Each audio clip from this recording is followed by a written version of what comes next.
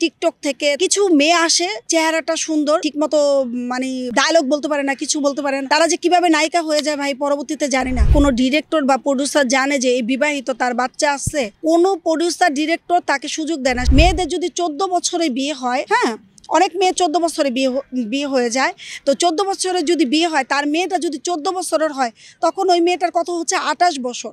28 বছরে তার মেয়ে কিন্তু তার সমান হয়ে যাচ্ছে।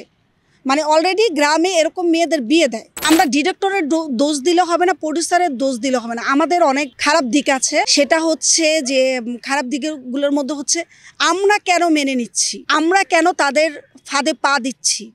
আমি উর্মি যেমন সরে দাঁড়িয়েছি, এরকম এই যে আমার যে 3টা কাজ করলো, তারাও যদি সরে দাঁড়াতো, যে তারা যদি বলতো যে আমি এটা করব না। বর্ণমালা শিশু কিশোর মেলা নামে একটা শিশু সংগঠন চালু করি এই যে করোনাকালে, তখন ওই সুবাদে আমার বিভিন্ন টেলিভিশনে আমার যাওয়া শিশুদের নিয়ে অনেকেই মানে অভিনয় করার জন্য অফার করেছে।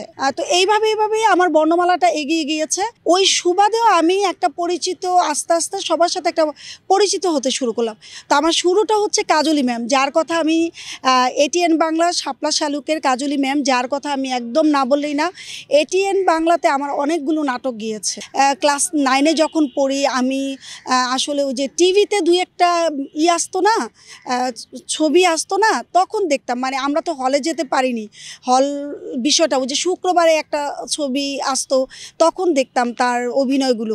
তার তো কান্নাটাও আমার ভালো লাগে, মানে তার প্রত্যেকটা, তার চাঞ্চল্য, তার নীরবতা, তার কান্না, তার মানে এক্সপ্রেশন অসাধারণ। আমি অ্যাকচুয়ালি দেখেন অভিনয় শিল্পী কিন্তু অনেক আছে, কিন্তু ন্যাচারাল একটা বিষয় আছে না, আমার মনে হয়েছে যে সে অভিনয় করছে না, এটাই মনে হয় সে, এই চরিত্রের জন্যই সে।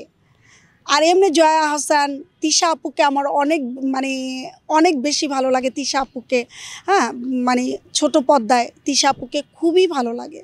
এখনও ভালো অনেক ডিরেক্টর আমাদের মিডিয়াতে আছে, যারা কখনো যেমন আমরা তো তারা যদি না থাকতো, আমরা তো এই যে কয়েকটা কাজ করেছি এগুলোও করতে পারতাম না। এগুলো আমাদের দ্বারা সম্ভব হতো না। তারা আছে বিদায়ী তো আমরা কাজ করছি, তাদের সাথে কাজ করছি। যেমন আপনার চোখে অনেকে যে মানুষটাকে খারাপ মনে হচ্ছে, আমার চোখে সেই মানুষটাকে ভালো মনে হচ্ছে, কারণ সে আমাকে একটা সুযোগ দিয়েছে, আমাকে নিয়ে কাজ করেছে।